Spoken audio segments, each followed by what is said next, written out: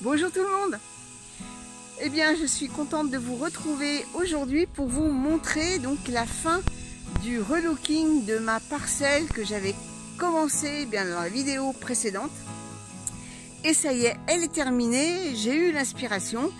Et bien, je vais vous la montrer tout de suite. Allez, c'est parti.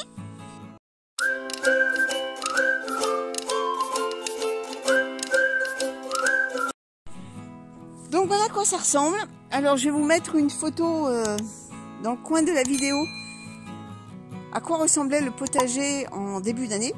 Et puis maintenant voilà à quoi ressemble cette parcelle qui sera, je pense, maintenant définitive, puisque j'ai enfin trouvé le bon design pour me permettre de gérer correctement les cultures sans être obligé d'avoir un GPS pour trouver ce que je veux récolter. Donc voilà, ça sera le même principe que de l'autre côté. Ça sera sous forme de ligne qui sera beaucoup plus facile à cultiver. Alors, pourquoi ce choix?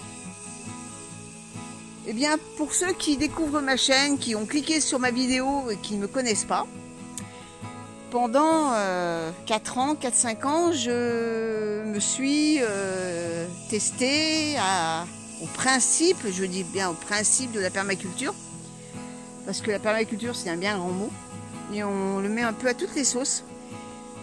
En fait, la permaculture uniquement au sein du potager, hein. Je n'ai pas non, c'est pas ma philosophie de vie. Je vais pas faire des toilettes sèches, je vais pas construire une station d'épuration d'eau avec des roseaux, enfin voilà.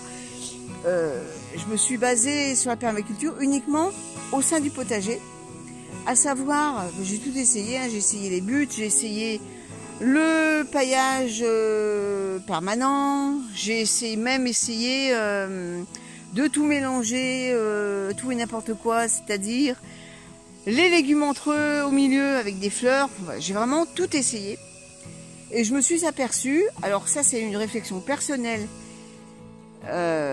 uniquement qui vient de moi, c'est ma réflexion personnelle. En aucun cas il faut prendre à Jean comptant ce que je dis. Je trouve que ce principe-là ne m'a pas paru très édifiant. Au contraire, j'avais des baisses de rendement d'année en année.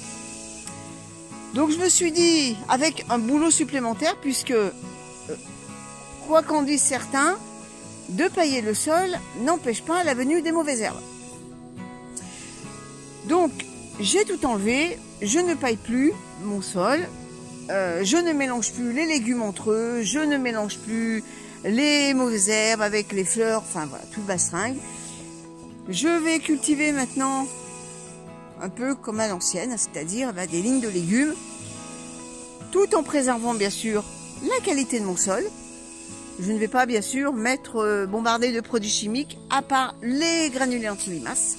C'est le seul produit que je m'accorde. Pour la simple et bonne raison, c'est que j'ai essayé également de vivre avec ces petites charmantes bébêtes. Eh bien, je faisais plus de l'élevage que je récoltais de légumes. Donc, moi, mon potager, c'est avant tout un endroit pour nous nourrir. Donc, eh bien, les limaces sont les bienvenues, mais en dehors du potager. Elles peuvent vaquer à leurs occupations ailleurs, mais pas à l'endroit où il y a mes légumes. Donc voilà, je vais refaire un potager un peu à l'ancienne, puisque ça va faire maintenant la deuxième année que j'ai évolué dans ce sens. Et j'ai eu d'excellents résultats. Voilà, ça c'est pour le petit aparté pour ceux qui me connaissent pas et qui découvrent ma vidéo en cliquant sur la miniature. Donc, eh bien voilà, j'ai refait des lignes, séparées par des planches. Alors, contrairement à la méthode traditionnelle qui veut que une fois par an, on enlève toutes les planches, on passe le motoculteur ou la bêche ou la fourche bêche, enfin bref, pour remettre à niveau, et ensuite on met les planches en fonction des cultures qu'on va installer.